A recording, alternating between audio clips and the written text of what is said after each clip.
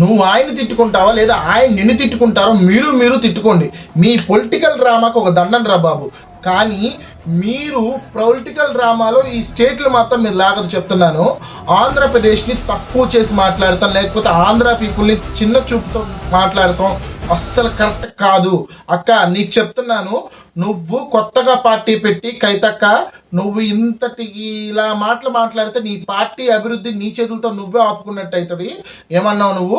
ఆంధ్రప్రదేశ్లో మెడికల్ వసతులు లేవు, హాస్పిటల్స్ కోసం తెలంగాణ మీద ఆధారపడుతున్నారు, విద్యారంగాలు కూడా తెలంగాణ మీద ఆధారపడుతున్నారు.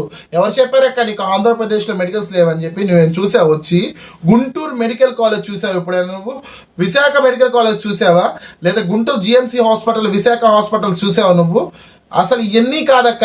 ఆంధ్రప్రదేశ్లో గుంటూరు చంద్రమౌళి నగర్లో సాకలి ఐలమ్మ విగ్రహం ఆవిష్కరించారు.